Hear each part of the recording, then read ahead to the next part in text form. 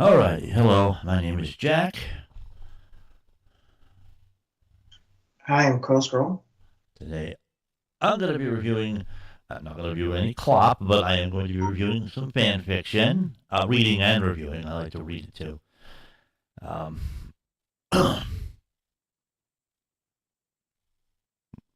I do tend to aim for the shorter stuff, just works better on a live stream, I feel. Longer fics are a bit of more of an undertaking, so that would require me to record episodes. I can edit them, fine tune them, whatever. I just need to say that I'm still hearing you on Skype just fine. Oh, cool. I'm going to make you notice. Octavia's been left wanting. The life of an artist in a classical ensemble has reached monotony. Thankfully, there's some pony in her life that helped her find a change of scenery. He's not a pony, though. Oh, and he's a roommate. All right, let's give this one a try. Okay. Oh, there we go. Okay. To do it through there for the new tab. All right. Author's name is Soaring. Tap follow on you. You got 32 stories. You're currently online. Ooh, this could make for a fun time. Let me. All right. Octavia's been left wanting. The life of an artist in a classical ensemble has reached monotony. Thankfully, there's some pony in her life that helped her find a change of scenery. He's not a pony, though, and he's her roommate.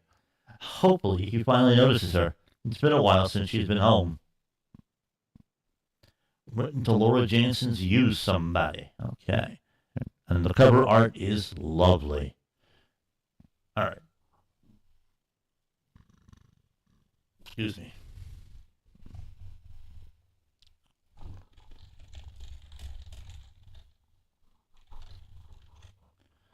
And post. It sure is. What? Okay. What happened to the story? Where the. Huh? All right. That was weird. The cover art is pretty good. Yeah. All right. So, someone like you. Someone like you.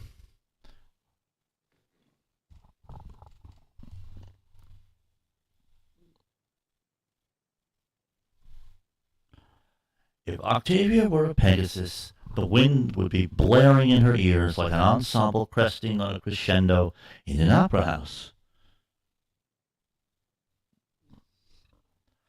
Fortunately, she wasn't a Pegasus. The only noise that welcomed her was quiet mixed with emptiness that tickled her eardrums as she sat at the table set for herself in her apartment. Her ensemble had the day off today to recover from their last night's performance. That night was a cocktail filled to the brim with ponies of Canterlot and those who were visiting. Canterlot had the snootiest of the snooty, but they were not all like that. Ponies of all kinds could dabble in the classical. She just so happened to get partially remarked in those halls, and while she could put up the facade with her bow tie adjusted rightly, she liked to be a casual mare in her own time, mostly when moving between hotels and stations, dressed in loose garb that didn't pinch at her skin. That same loose clothing hugged her form, a white tee she had in her suitcase. Her makeup from last night hadn't wore off. I wonder if that should be worn off. She didn't know how. Must have been magic or something unexplainable. A vase she had on her kitchenette countertop now sat in front of her, where she dined. A croissant on a plate pervaded a fluffy warmth just below her in-hoof cup of tea, its steam filling her nostrils. That warmth sent goosebumps to war with her own nerves. She took a sip, letting the delicious drink entice her with its sweetness. She licked her lips and cast her gaze out the window. I gotta say, you're turning just sitting the tea into a real experience with this kind of writing. It's great. Okay, here's a huge paragraph.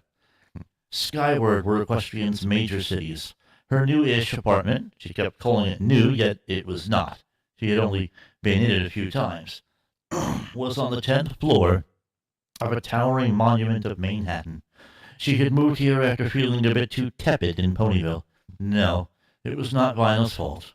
They are still the best of friends, writing letters back and forth in a somewhat bi-weekly frenzy while attempting, and horribly failing, at scheduling time to meet among the never-ending scheduled performances. Octavia had been lost, rather confused. She needed time to herself to recoup, understand where her who's truly lay. Thankfully, her music kept her stable, and the ensemble did pay well enough to let her find lodging in Manhattan. It was much closer to where her ensemble would practice when not on tour.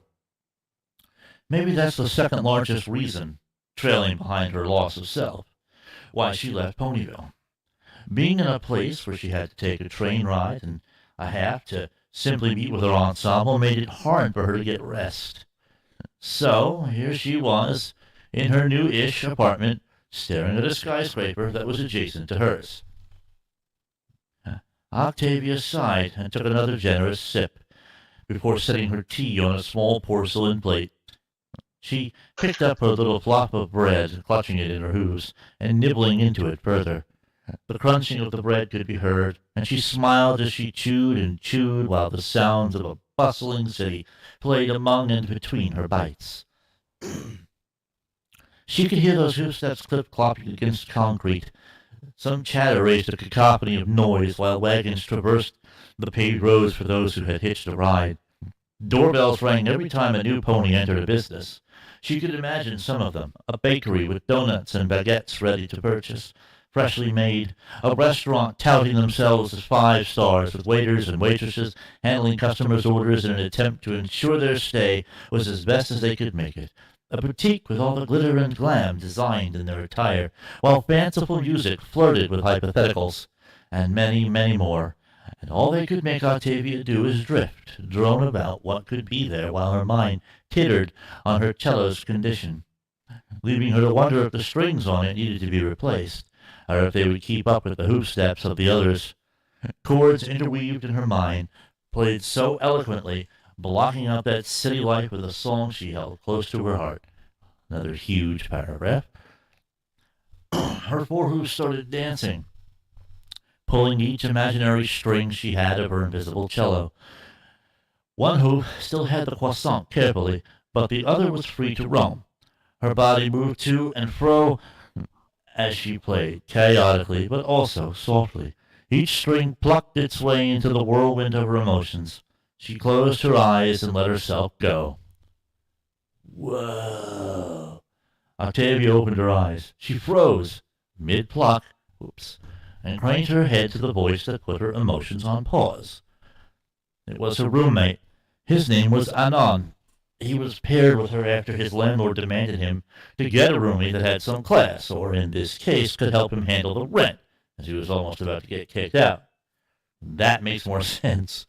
Naturally or unnaturally, Anon asked her, desperately pleading with her to say yes. Apparently, many ponies had taken a look at the apartment, and while some were interested, none of them had committed to the price. This had left There Octavia. sure is a lot of ponies in these stories that is called Anon. This had left Octavia to possibly save him from sure destruction, which, while it wasn't an obligation she was tied to, she had some sympathy lingering in her heart. Not to mention, since she didn't really see any other options that enticed her to pull the magical trigger known as getting a bill, she had asked the landlord to give her a tour. Safe to say, the tour had stayed short. At the time, Anon's apartment looked like a pigsty. Messy, yet somewhat organized, if she were even able to call it that. Piles of all sorts were in front of her and the landlord. She didn't know how to identify each one. Some of them were indiscernible, but apparently there was a method to the madness. Pizza boxes mixed with plastic spoons and bowls meant a trip to a to-go specialty restaurant. Books, papers, notepads, they all represented study of some kind. A pizza box with a controller, though, that meant some type of crossover happened, one with logic well beyond her comprehension would permit. I feel like the grammar in that sentence is off. It's the word with that's doing it for me. She didn't want to know anyway. Her mind had been made up. A disorganized slob was asking her to save his alien hiney from a bout of homelessness. Very human. So she turned to the landlord and, with a smirk, announced her commitment. It was high time to fix him. Oh, dear. I wonder what kind of controller they're talking about. What did they say? Just controller. Remote, Xbox, PS5. Yeah, good question. Not terribly specific, but that's okay. Leaves more to the imagination that way. She accepted the course of action, and since then, while she paid the rent, Anon kept the place clean. That was their terms and conditions, which Anon committed to. They talked sparingly, making sure the other was okay and that the bills were paid. She wasn't bailing the man out without him committing some bits to the place, too. That's only fair. And he did commit some. Many, in fact. And that was their relationship. She was never home, really. Touring kept her on the move and money in her saddlebags. Not that she had time to herself. Now that she had time to herself, she decided to enjoy her apartment for once. You're home. Octavia hummed as she saw Anon step through the threshold. I am. Curt, just how she responded to those she didn't know, but still knew of. She set her croissant aside and picked up her tea again. It was still warm, thankfully, and she took a sip to remind her of such. It tickled her spine as she heard Anon's voice again. Breakfast? Yes, she murmured. She felt her ears perk up. You still work delivery? The equestrian's version of DoorDash, but yeah, he said. She spared a glance at him, spying him scratching his neck as he set down his carry-on bag. Late night shift, ugh. You do know you could do it during the day. Her sensible comment fell on deaf ears. He had already flicked off his shoes, put his delivery hat on a hook on the wall. It was some cap he thought looked cool. It was rather drab, delicately put, but garage sales held the keys to treasure in his eyes, which was said to him on her first day. Yes, the first day she had spoken with him. So she said that to him? Okay. And stumbled into their shared... I'm beginning to think that Anon comes from our reality. DoorDash would be a clue, but yeah, that seems to be the case. And stumbled into their shared bathroom. She didn't have many toiletries in there, if any. She carried hers in a bag, not in her case. That was reserved only for her cello. She rolled her eyes, shifting in her seat. What a silly man. Oh, sorry, he sort of shouted. His head peeked around the corner. I'm taking a shower. I'll be out in a few, okay? She giggled lightly. Take your time. He snorted before his head disappeared around the corner. A chaotic, forceful click of the door reverberated in her ears. Then the shuffling of his feet drummed into a flick of the curtains. She could even hear him stumble into their walk-in shower, fumble with the knob, and he, cold! Got hit with a burst of jetted water. She chuckled and shook her head.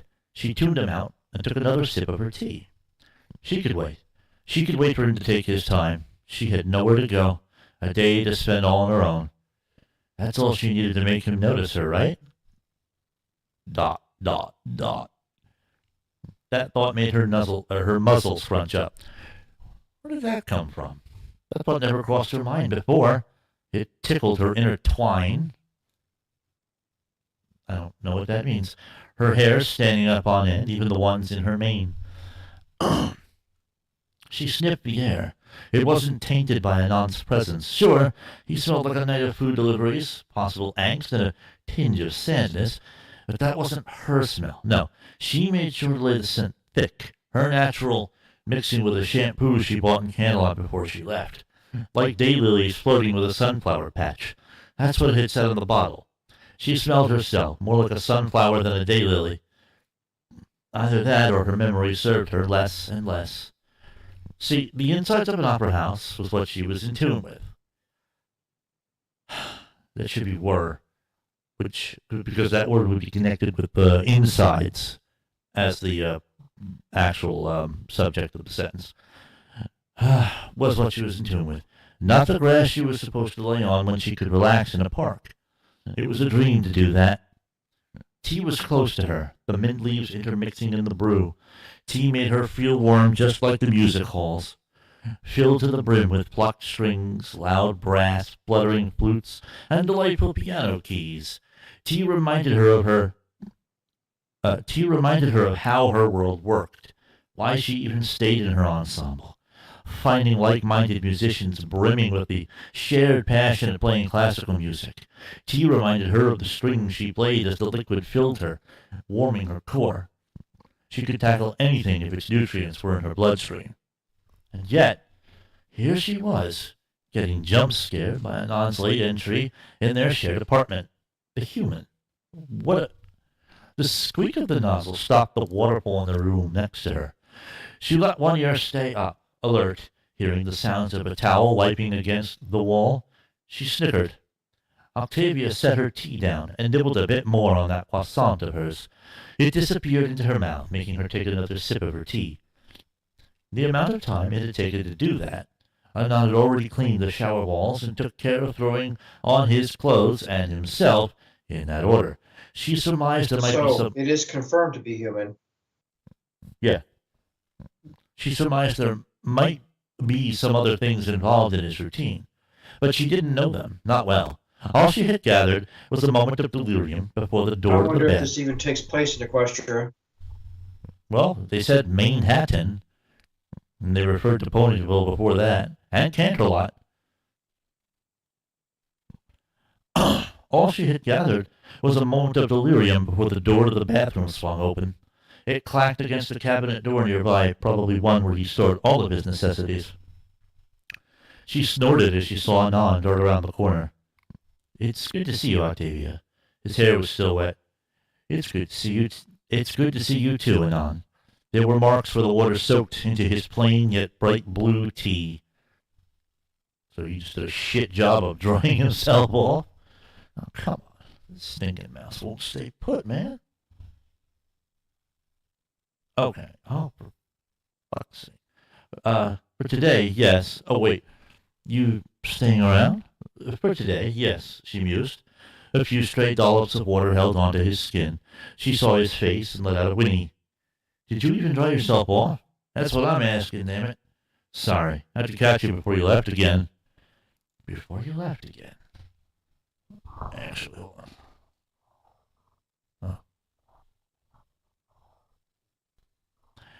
Before so many parents on Earth apparently name their kids Anon.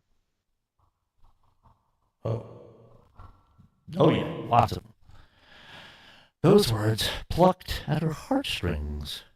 Octavia felt her lips tug at the seams, sagging down. Her ears slayed against her head. "You don't need to apologize. I know it's mostly my fault." She nodded her head. "Our schedules clash so much that we never get to see you." He stopped her train of thought by hugging her rather unceremoniously. She squeaked as Anon's shirt mingled with hers. The end of her mane bristled against his neck. His wet hair collided with her dry mane. His arms wrapped around her midsection, letting those water droplets seep into her shirt. Yet, even with the wetness, warmness resided. A subtle warmth, one that she didn't know how to keep. Only that he kept her close, tightening their embrace.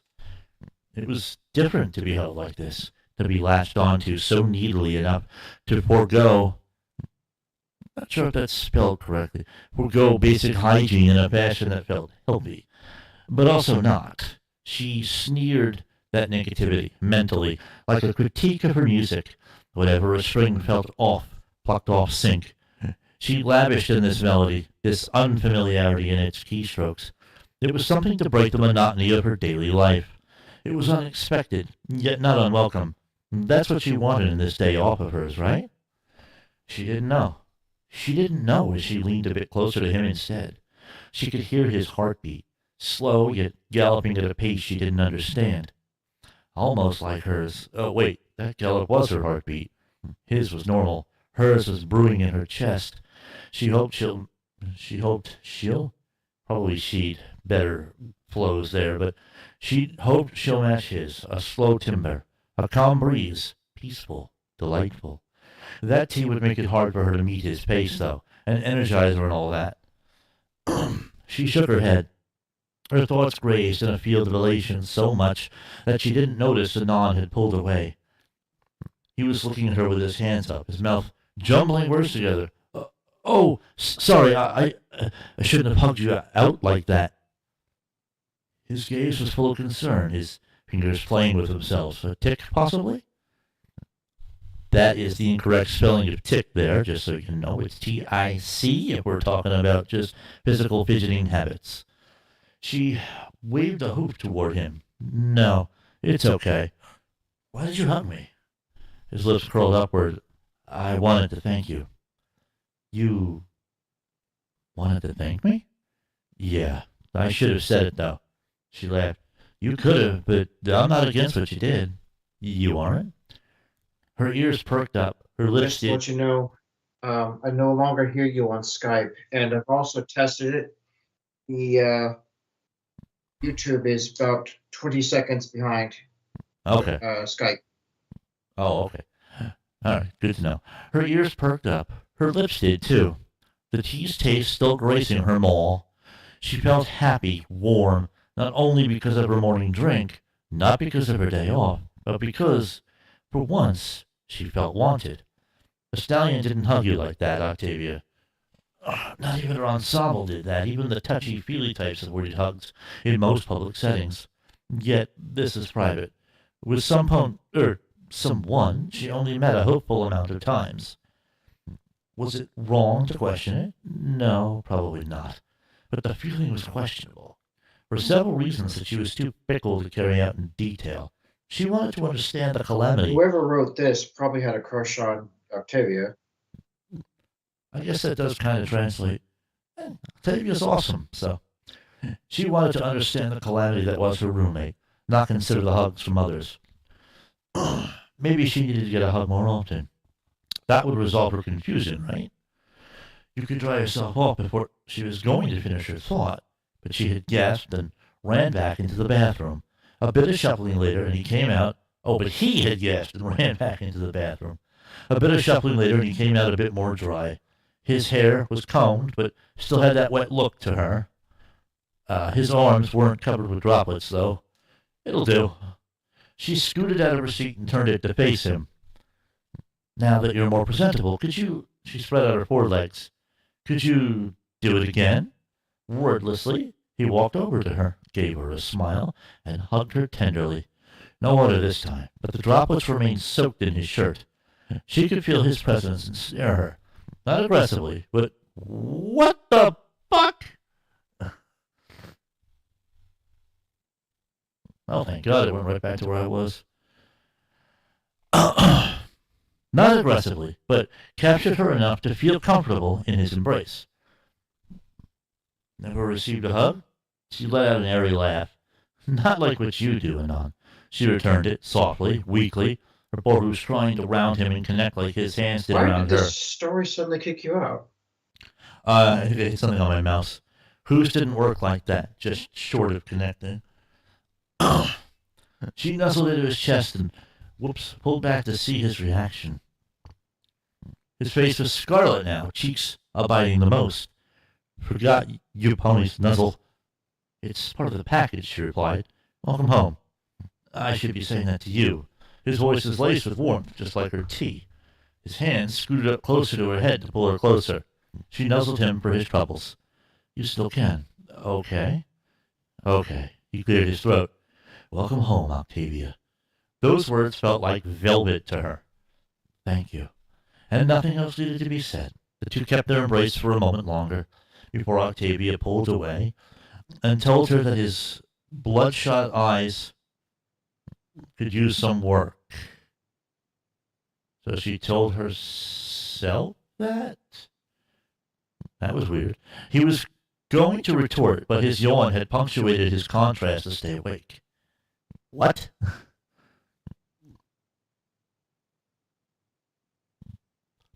Do you mean his effort or something? The contrast doesn't make a lot of sense here. But she knew if she stayed up any longer, but she knew if he stayed up any longer, he would probably sleep standing up. So she told him to take a nap in his room. It might help him. Then wake me up in 30 minutes. She tilted her head. Are you sure? He nodded and patted her mane. If this The is your day. reference to bloodshot eyes definitely caught me off guard. It's like now he's suddenly looking at her like she's a meal. It's an interesting point. He nodded and patted her mane. If this is your day off, then I'm spending it to finally get to know the pony who saved me from being homeless. Sounds good, she wistfully replied, her voice flirting with an octave lower than her usual. She hummed as he left, clambering into the hallway to her left, where their rooms were separated but connected. She let out a chuckle before turning back to the window. Outside was the world she already knew. Inside was one she was going to learn more about. She couldn't wait for those 30 minutes to pass her by. Okay, sometimes it's those simple moments. Wanted to capture that this one. You really did. Like a profound experience. I loved every bit of the reading. Written from a stroke of sudden inspiration. If you want more, let me know, but this will stay as a one shot. I mean, yeah, I'd certainly like to see you explore This is written pretty well. more of this relationship. This is, by the way, really pretty much the first HIE with a character called Anon that I've ever read. The other one was like Mobster Meets Ponies or something like that, or a guy named Vinny ends up in Equestria and a bunch of his mobster rivals come in. Are you shoot going the to place share up. with this author the link to your I video already here? did that. It's right here.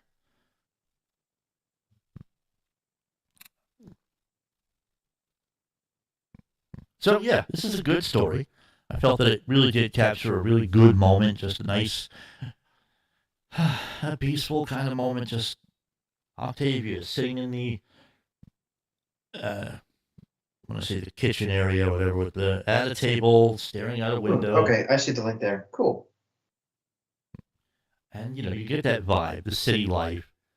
I know. I remember living in the city, even in the higher up spots. You can hear the telltale din of the place. I couldn't hear any dialogue, but you hear cars honking, distant sirens, vehicles accelerating and decelerating, the clap of a dumpster closing somewhere. All that stuff is out there. So the ambience is described as really good. And I figured because of Pony and better ears, then yeah, probably she could hear that kind of stuff. And hell, if somebody's shouting, that you can hear, even as a human. So it's all of it really good. There were a few little hiccups here and there in the flow. And sometimes it was sentence syntax, other times it was straight up the grammar with one or two words that weren't spelled correctly, but overall, still a good piece of writing regardless. Those things are strictly superficial issues. The story itself still holds. It still comes across very well. Of course, that is why it ends up featured. So there you have it. There's a reason the story gets featured, and that's because people are enjoying it. And I am certainly one of those. So I have given it an upvote, and I'm going to find one more. Oh, before I forget, though. Another word I can describe for this story might be kind of cozy and romantic. Yeah, those are fitting, too. I do like the tone of it. Octavia's feelings are kind of a mystery to her. Like, she seems genuinely surprised. But she also seems to actually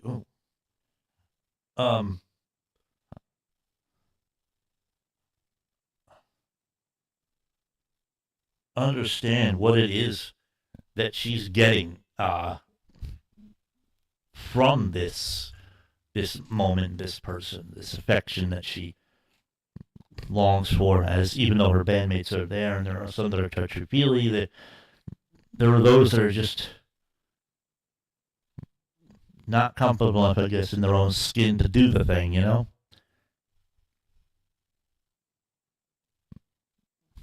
what's next? No. Quiet, no.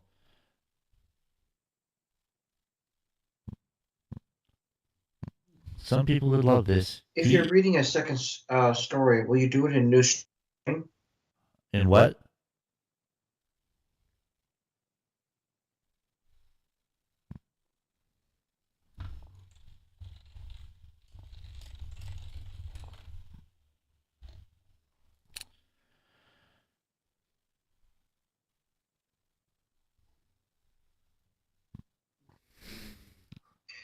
If you're reading a second story, will you do it in a new stream? It's going to be the same stream.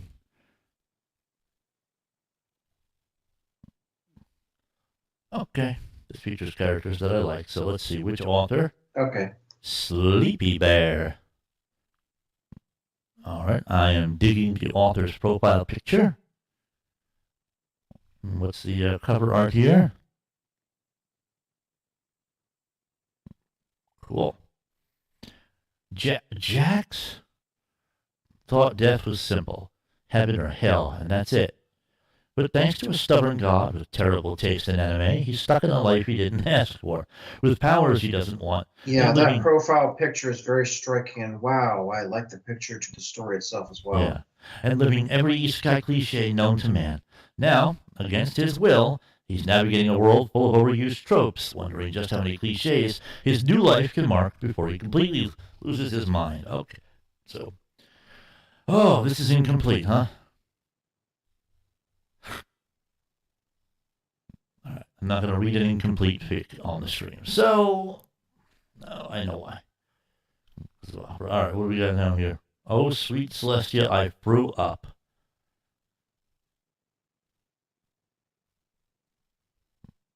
I cannot make sense of the chosen story art. It's nice art. It's just, I'm not sure what the hell it has to do with the description.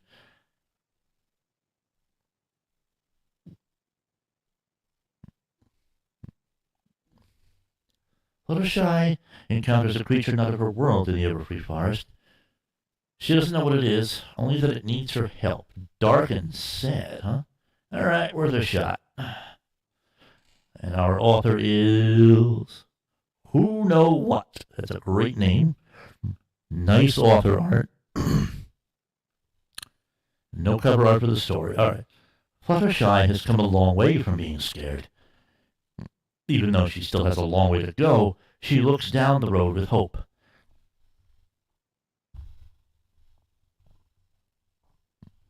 Until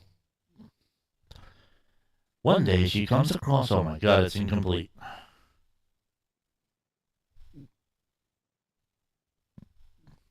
Alright, I'm not reading an incomplete story. The Irregular Misadventures of the Equestria Girls, Volume 3. Now, let's not start 3 parts into the thing. Candlelight Highs, Halloween Party Hijinks, a.k.a. CHS's Halloween Party Hijinks. Next time, maybe you should check if the story is complete first. I don't see how. Oh, I guess when I... Yeah, all right, I do have an idea how. Cheer Up Tia. Luna wakes Tia up late at night. All right, this is a shorty, but a goodie, right?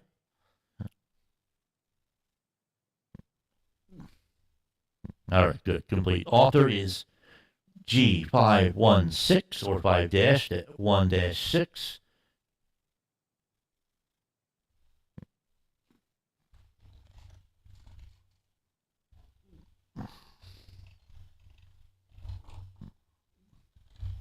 All right.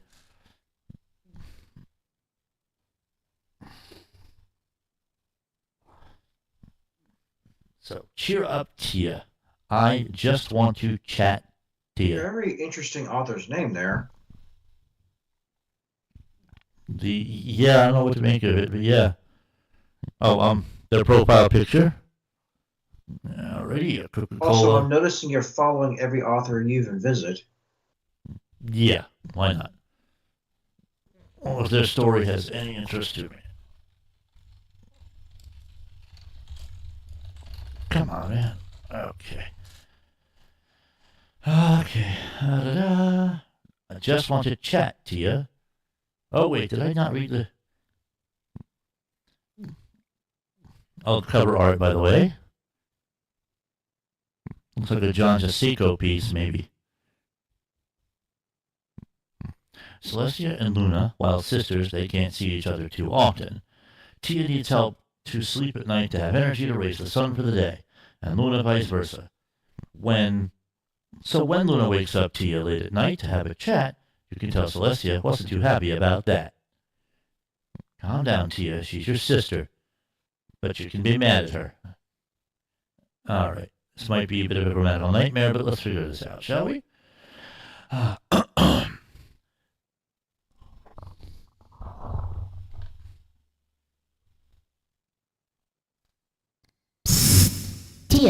Tia, sister. Wake up, you sleepyhead. Princess Celestia heard a voice while feeling something tapping her side. She was in bed and was sleeping for the night, so she can... That should be could, just to match the rest of the tense of the sentence, have energy to rule for the day, and of course, raise the sun itself. Celestia groggily opened her eyes, her voice croaky as she was brought back from her dream. She could feel the bags under her eyes as she struggled to keep them open. What is so important to interrupt my rest? That's when Tia noticed Luna on the side of her That's when Tia noticed Luna on the side of her bed, still poking her side. Luna was wide awake, since she sleeps at day to rule for the night and move the moon. So as you could guess, good time for Luna, not so much for her sister. Alright, we have incomprehensible spacing between paragraphs. Luna? Oh, wait, hold on. Luna? What is it? Can't you see I'm sleeping here? Tia said, rubbing her eyes with her hoop as she used her little bit of strength to slightly sit up on her bed as the blanket stayed around her cold body. Her body's cold under that blanket? Finally, you're awake. Well, Tia, I wanted to have a chat. Luna said before giving a friendly grin. No pony could tell she was awake with energy since ponies have never seen her like this. The white alicorn just sat there frozen, her eyes twitching slightly. Now her breathing is getting heavy.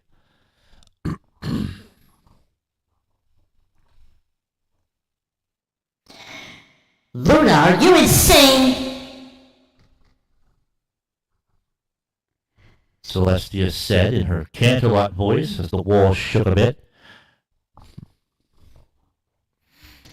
It's 11 in the night. Why do you want to chat now? Especially since I need to sleep for the sun to rise.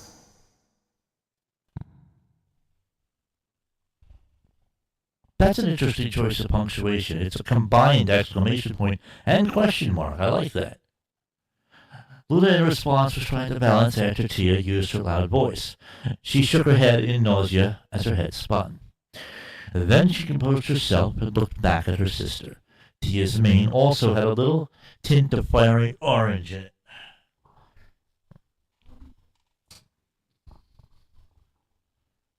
Well, Tia, I never see you at all. We never see each other. Can't a mare talk with her sister once in a while? Luna said while smirking. She sat next to her sister on her bed. Tia growled in anger. She knew Luna was up to something.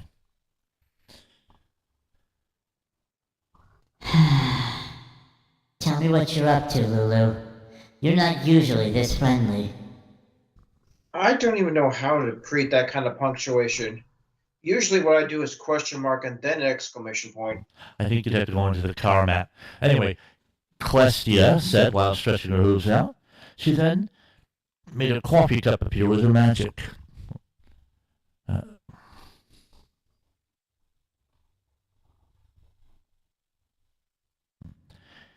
If I'm going to be chatting with her all night, I might as well get energy, since my day will be bad with my sleep-deprived self.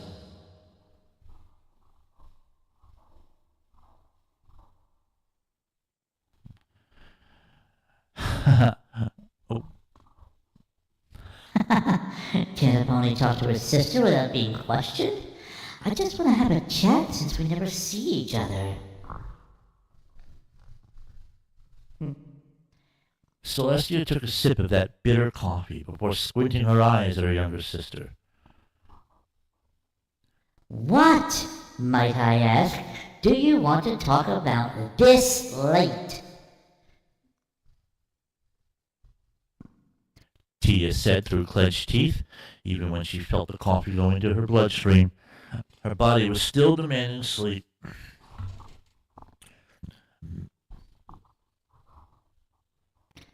Make it quick. I need to raise the sun in a few hours. The white alicorn said, accepting her fate. She wasn't going to be able to avoid Luna's badly timed chatting session. And now Celestia is vomiting at the toilet as Luna stood next to her, tapping her sister's back as she looked away. Oh, right, context. You readers love that, don't you? It helps. Well, Luna tried to convince Tia not to try and fall asleep while she talked, so she gave her a cake to make a deal. Tia accepted, listened to Luna's talk about, well, catching up to see what she's been up to and how she's doing. Then, after a while, even her alicorn advanced stomach told her she had passed the limit. So now she is getting all the cake she ate now. Just, you know.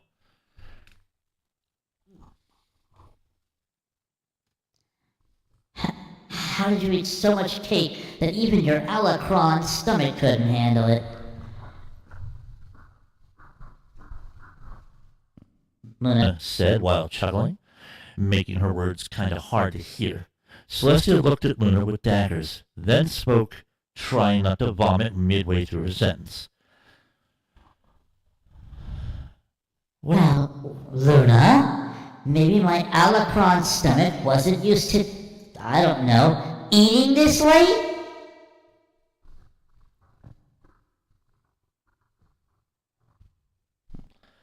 Luna just rubbed the back of her head while looking away. Alacron, huh? Well, that's how you're spelling it. That's how I'm pronouncing it. Luna just rubbed the back of her head while looking away as Tia continued at the toilet. Come on, cheer up, Tia. Isn't it nice to have some fun with your sister once in a while? Also, about that deal. Celestia looked up at her in confusion, holding back more in her stomach. What? I thought our deal was I ate cake and... I listened to what you said. Tia said, trying not to pass out from all the cake coming out. I swear my throat feels that all the walls of it are frosting itself. My stomach, oh my me. Oh. Well, that was part of the deal. The other part is, no, you were forced to do something. Next week, Kinda you will do curious an what the all-nighter with story's me. Isn't taking it great? Us two finally able to talk to each other again after being separated by our schedules. There's a chance it's way before the show. True, Luna said while dancing on her hoofs. Not hooves, her hoofs, like an excited foal as she squealed. Celestia looked at her sister blankly. I'm not sure why Celestia is the one having to pay up the bargain here. It's Luna who's asking for something here. She's asking for the time to speak. You would think then that Luna would be the one to have to exchange something for the privilege. Celestia looked at her sister blankly. Then, without saying a word, she turned back to the toilet, closed her eyes, and began hitting her head on the rim of the toilet seat, over and over again with an audible thunk each time. Lulu, I swear if you weren't my sister, I would strangle you right now. I swear to me. Cheer up, Tia. It's not bad at all. I hear you all the time in your dreams about how much you miss me and want to talk to me and have fun again like we weren't princesses. So now I have the chance to do it. Why shut it down, Grumpy Pants? Celestia slowly put up her head, flushed the toilet since her regurgitation spree was done. Then she stood up and looked at Luna, a mix of tiredness and sympathy. It is true that I miss you, Lulu. We never really see each other, and sometimes I wish we weren't alicorns, just to have those moments again. Oh, I forgot to do. Oh, well, fine. I guess I'll do all. I guess I'll do the all-nighter next week. You know that will cause some. Can't talk. Some sun problems, right? Who needs that when you can just use some good coffee to keep you up in the day? Fine. Can I go to bed now? Yep, Luna chirped before vanishing in a flash, leaving a pretty tired Celestia. When Celestia walked back to her bed, she noticed something. She looked at the clock. 6:30, the time when she has to raise the sun and do her duties for the day. Oh, son of a bit! All right. I like the story, though. I got this idea late at night while half awake. Oh, I get the impression English isn't the first language. Luna is usually the Debbie Downer and Tia is the optimist. So my brain was like, how about you switch their personalities? All right, I like the concept. It was an enjoyable read. It could use a little polish. There was some typos here and there, some grammatical issues and the like. Some slightly inconsistent This patterns in story dialogue. is fun. But yeah, the even the storytelling, the style was good. I enjoyed this. But yeah, comment one on Leon. Perhaps you could work on a bit. Perhaps you could work a bit on grammar for a bit. Oh, misspelled grammar. But overall, great story. Agreed. It is a great story, and also agreed on the working on grammar. The polish would help immensely. The story concept is great. The execution isn't too bad either. But you know, we have the end here where all of a sudden we have these huge gaps between paragraphs. And those gaps are kind of random throughout the story, so that could stand to be fixed. That's the kind of thing that comes from copying and pasting certain sections. So,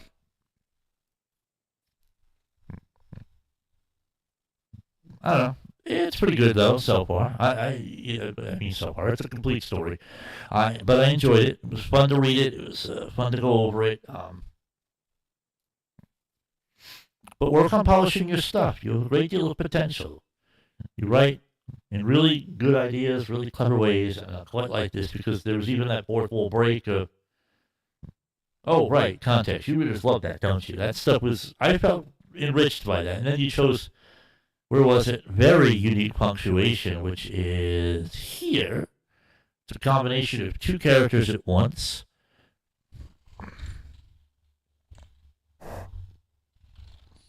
I'm going to see if I can't locate that.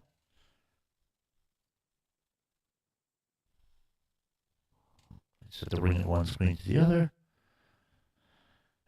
And let's see, upside down, exclamation point, subsection notation, paragraph notation. Cool, mouse wheel doesn't work in this thing. Gravy.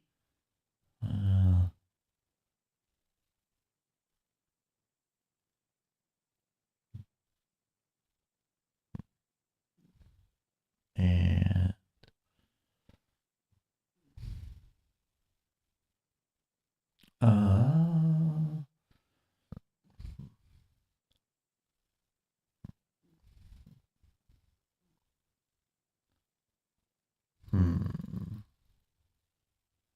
where they, little character? There we are. And it's called an interrobang. So yes, you can find it in the car map. And for you, scroll, sending it along. But the character is called an interrobang. Interrobang. Just for the hell of it.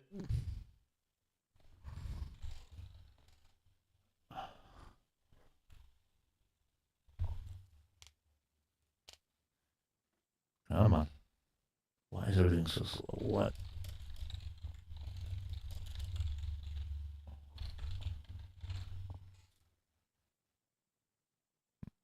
Most often, interrobangs are used to convey a sense of surprise or disbelief or a combination of both in the form of a question. It adds energy to a question, resulting in either shocked incredulity, she said what to Mother? Just for the hell of it. Or Diet Coke. an excited inquiry. They want a trip to Spain from a radio show. All right, so that's a cool thing. I never knew about that, the interrobang. So that's cool. I actually got to learn something from this.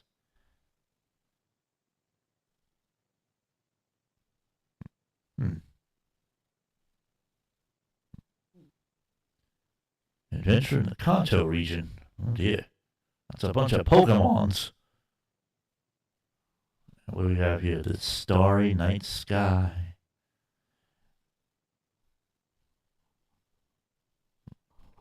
All right. I think that's enough for now.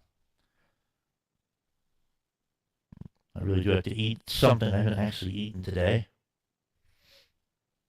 So I'm going to interrupt this and